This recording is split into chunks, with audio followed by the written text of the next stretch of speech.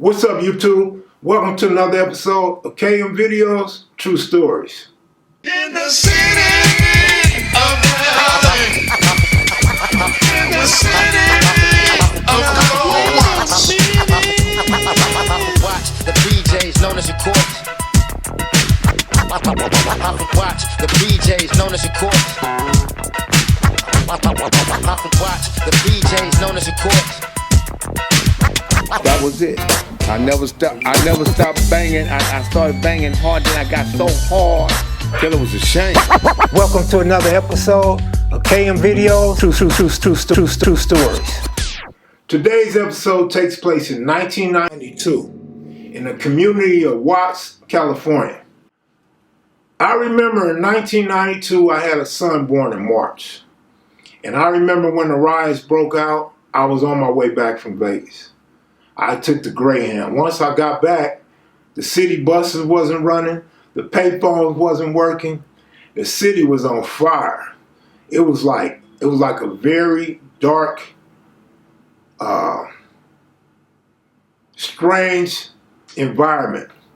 You could see smoke, you could hear smoke, dudes looting places, clothing stores, liquor stores, grocery stores. Everything, retail store, everything was getting looted, man. LA was popping. Now, this is during the time the 92 uprising, the peace treaty had just jumped off. A lot of our homies from around the way, they weren't with it. Several rival blood gangs, they weren't with it either. And not a lot of older homies participated. A lot of the younger homies did participate. Mind you, this is 1992. So when I say younger homies, these are guys 17, 18, 19 years old. So at that time, I would have been in my 20s, mid-20s. And we get together. It's not like we had no meeting or nothing, just word of mouth. The homies show up, and we go deep.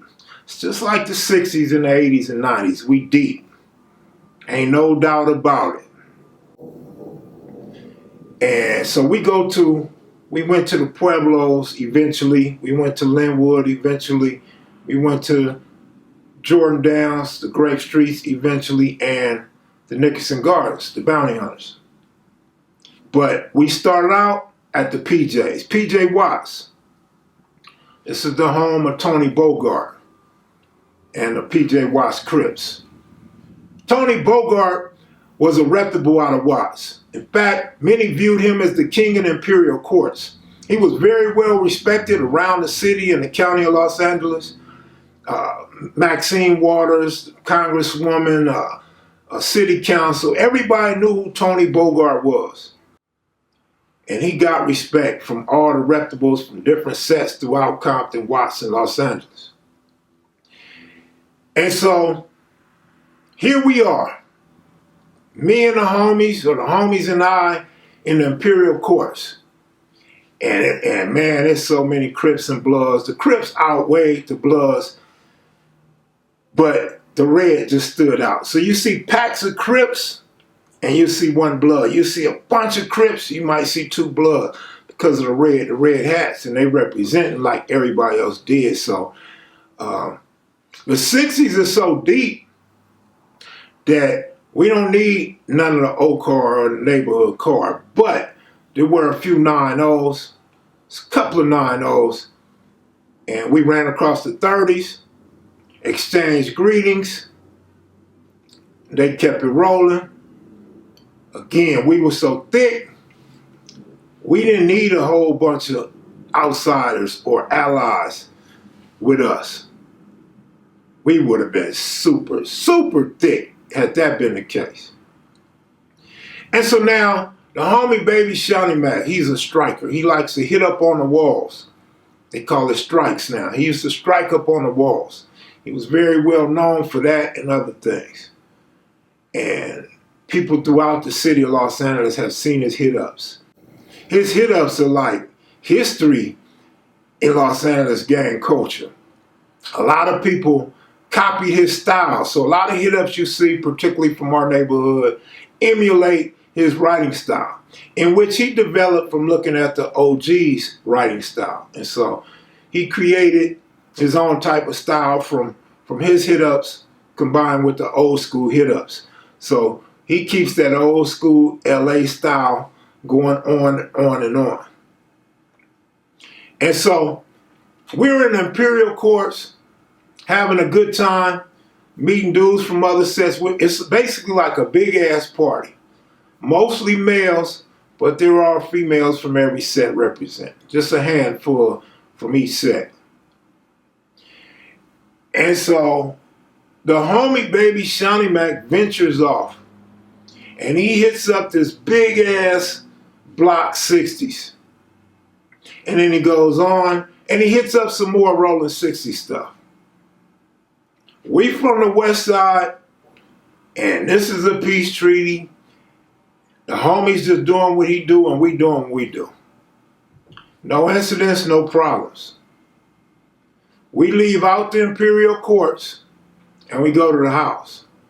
The following week, they partying in the PJs again. So we go to the PJs and we thick. And let me see some of the older homies there. You got Lil Catman. You got Big T the Rock, rest in peace. You got Big Cal, rest in peace. Then you got like me, Lil Crazy Boy, Lil Bunky. And then you got the younger guys that was born in like 73, 74, 75. Those are the guys that were keeping the name alive, keeping the ruckus going on throughout Los Angeles. And then you had a lot of major reputables that was super with the business that stayed away from all the cameras and the lights. So they didn't show up. A lot of them didn't show up. So here we are in the Imperial Courts a week later, and Bogart has a problem with the 60s striking up in their projects. And he's hot. He's major hot. And he got a couple of his soldiers, his older soldiers with him.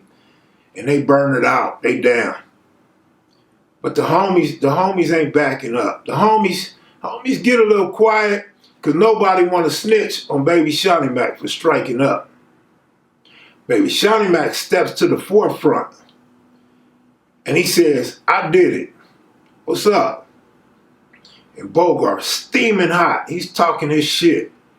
He's on his watch stang and y'all don't come over here striking up on our walls because we don't strike up on our walls and we want respect. Otherwise, if y'all don't paint over that, y'all don't clean them walls, there's some people that ain't going home tonight. And the homie Lil T Rock, aka Big Bunky, he steps up in front of Baby Shawnee Mac and he has a few words with Bogart. And he calms down the situation. The situation calms down. And so we get right back to party. And everybody's smoking weed, drinking, yelling out they set, music blasting. If anything, we were all being disrespectful to the elderly residents of the Imperial Courts. Because they the ones that want their sleep and need their sleep, need their rest and their peace to get up and go to work in the morning. We were disrespecting the working class, if you ask me, but nevertheless, it was a great thing to see all the brothers come together. And so we had this one little incident. Somebody calls the police, LAPD comes, and at some point, I remember throwing bottles at LAPD cars.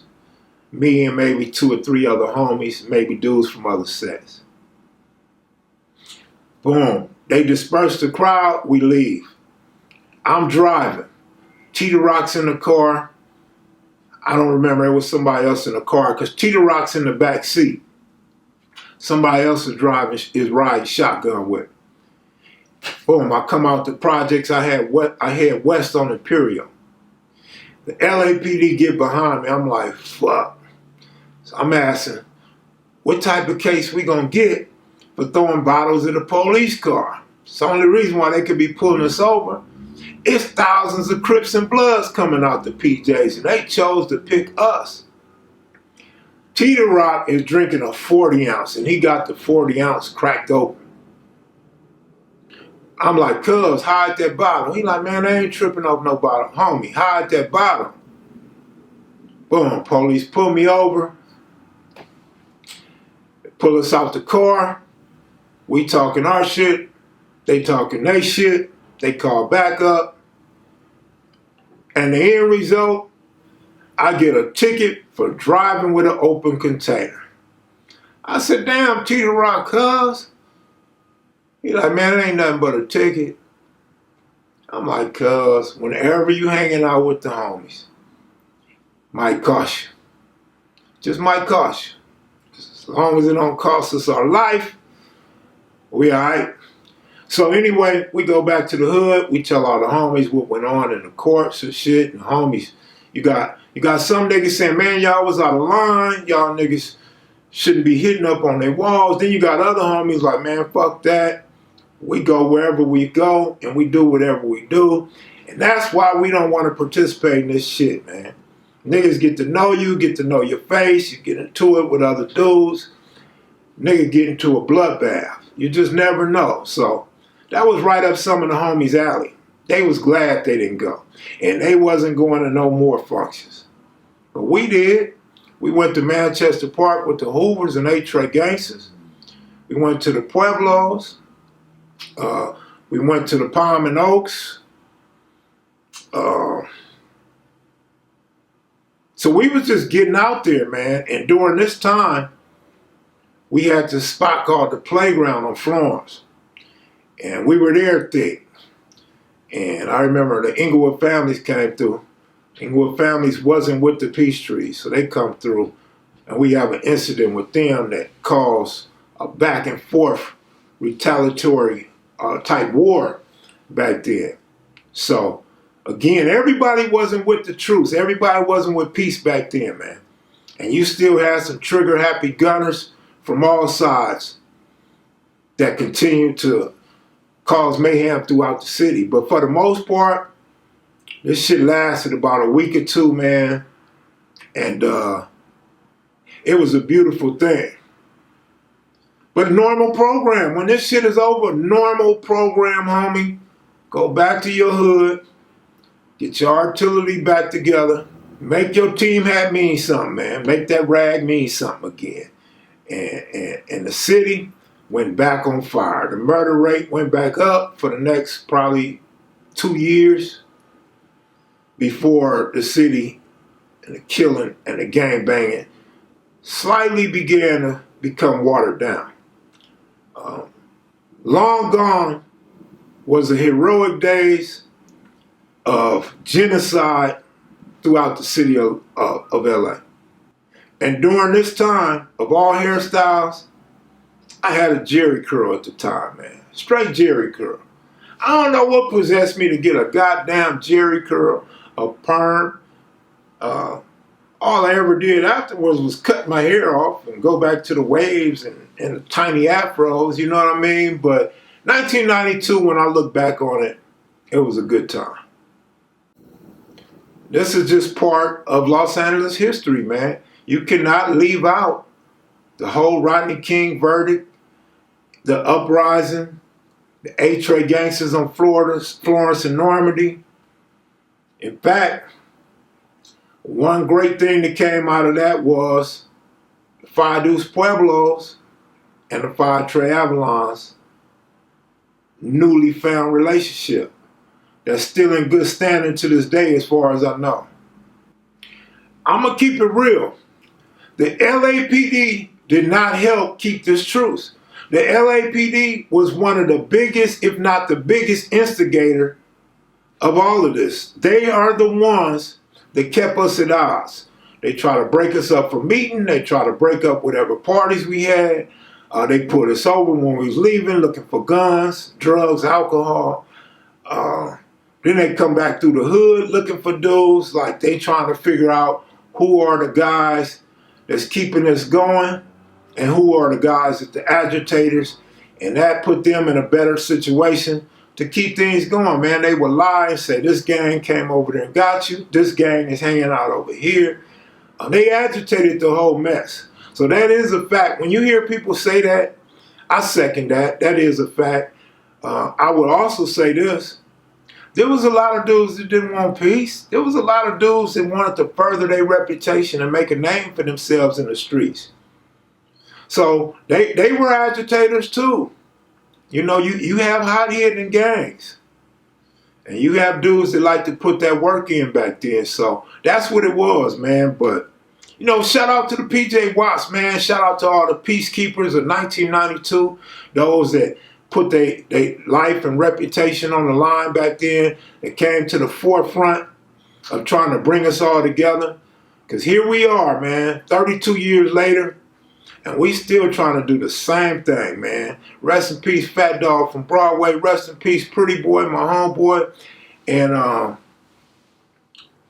we going to do what it do, man. If y'all want to come together, we going to come together. If y'all don't want to, I'm going to say this. We ain't been together in all of my life for gangbanging, so it's time to change something, man.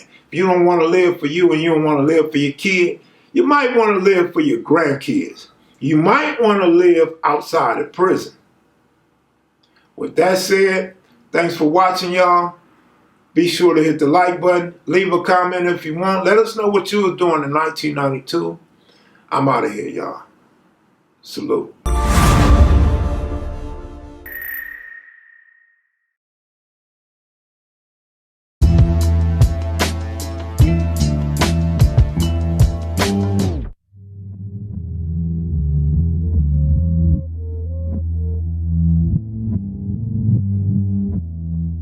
Watch the PJs known as a court. California raised up with Eastside waves, cuz microphone blaze up with BX raise up, cutting up like DOC with a formula. Rappers think that HOT, I'm just warming up. Flamethrower, fire markers, no, I'm a showstopper. Blue rag rocker, Nike white tee shocker, trolling net banger, shape shifting and pocket. Rag blue, turn your brains, rag blue, think pasta. I'm the lyrical toe tagger, beat body bagger, midnight rambler. I'm the black Mick Jagger.